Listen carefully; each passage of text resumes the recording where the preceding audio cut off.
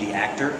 But I will say that it's very satisfying to work on a show like, I don't know if you guys ever watched Viva Pinata, okay? But I directed that show, and I played a small character. I played a bunch of incidentals mostly, but I played Pecky Pudgeon, the newspaper pigeon on there. The guy who talked like Joe Pesci, talked like this all the time.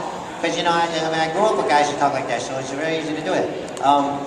And what was great about that show is I recorded every actor solo, by themselves, line by line.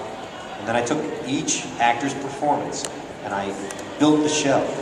So I created their conversations. And then we sent that to the animation company and they animated it. So that's called a prelay show. And that's how Pixar and all of those companies do that stuff.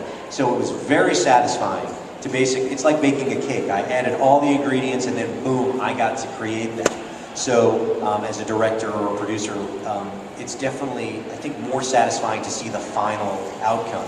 Though, meeting you guys as fans of the voice acting thing, it's very satisfying to know that that part of my craft at least reached you and entertained you, where you probably don't even realize, wait a second, he directed, 4 seasons of Pokemon, and he did the first movie, and he directed, Yu-Gi-Oh, he did the Yu-Gi-Oh. You probably don't realize, wait, he's the director of that stuff?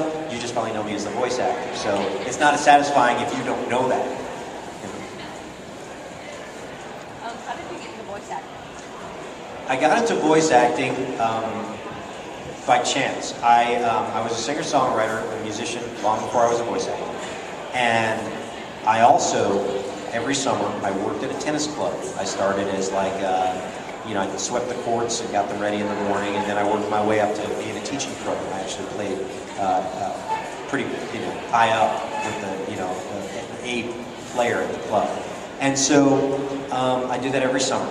And one summer, one of the members, now this is out, I don't know if you guys are familiar with the Hamptons, okay? But I grew up going out to East Hampton as a kid, all through my life. And so if you played or worked at the tennis club, it was about celebrities and famous people. They all were the members. I was staff. I was not one of the famous people. I was working. But I got to work with I got to be around a lot of famous people. And one person said to me, I own a recording studio in New York, and I know that that's something you're interested in. We're looking for an assistant, production assistant. Are you interested in the job? And I was like, yeah, that'd be great. So I went in, interviewed for the job, I got hired, and I was basically the production assistant, which meant I made coffee and took the garbage out. But after about 2 weeks, I asked the boss, well, people were coming in to record things, but I didn't go into that room, I didn't know what they were doing, and they were, suits and whatever. There was no musicians there. And I said, when do we start recording the bands? So we don't record bands, we only do voiceovers here. He said, what do you mean?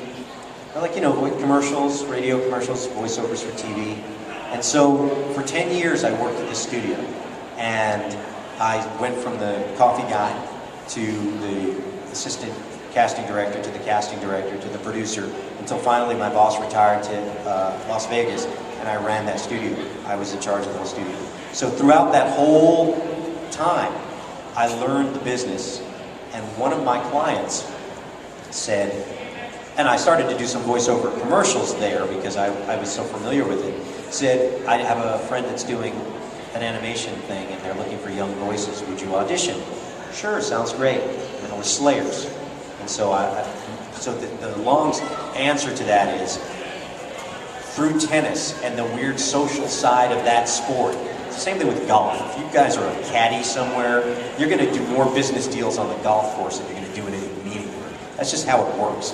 But because of that sort of being in the right place at the right time, I got the introduction into the voiceover business, and it's been amazing. I mean, I didn't even know that was a job that you could have.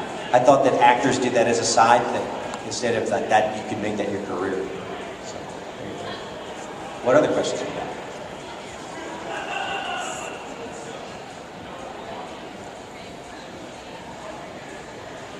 I do use some of my character voices every once in a while to freak people out, mostly who don't know that I do character voices, just to entertain myself. I will do that. I've got 2 daughters. I've got a 13-year-old daughter and an 8-year-old daughter. And my 13-year-old daughter used to be really impressed with her. not anymore. This is how she, this is my version of my 13-year-old daughter when a friend comes over and sees my office filled with all of the Pokemon and Yu-Gi-Oh stuff all over the place. Your friend, this is the friend. Why does your dad have all of this Pokemon and Yu-Gi-Oh stuff? Oh, he did the voices. Anyway, let's go upstairs. That's my 13-year-old, right? Because she could care less. You know, she's just too cool for school. Yeah, whatever. He does the voices for that. Anyway, let's go. Let's go put on nail polish. But my 8-year-old loves the voices. And when I used to read to them, you know, bedtime stories, I never did the voices. But recently, the little one has found Viva Pinata because I put it on her little iPod so she can watch some videos. And she's like, Dad, do picky pudging. So, you know, at dinner time, I'd be like, So what'd you make for dinner tonight? Did you make potatoes? What do we got? Oh, not that again. And of course, she's entertained by that. No one else in the family is. So I don't do that. But, I might do that if I go to Home Depot. I might, just throw that in a little bit, do something, or ordering dinner somewhere. It's entertaining. But, most of the people around me, they don't laugh at it. They just are like, so I try to not do it too much. Short, sleeping.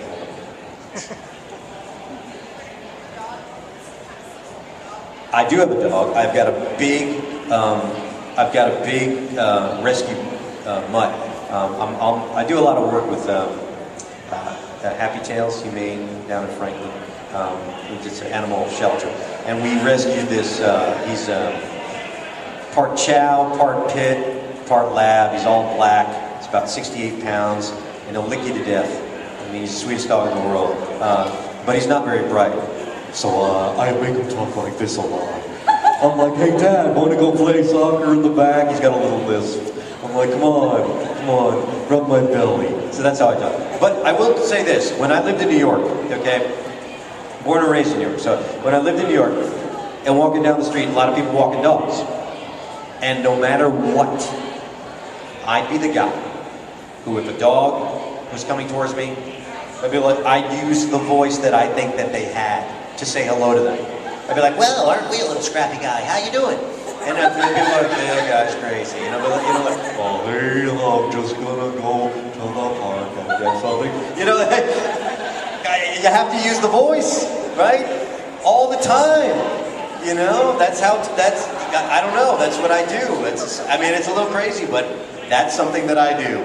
So I'm just warning you now, if you're walking down the street with me, and there's animals, that's what will happen. You can only imagine what a trip to the zoo is like with me.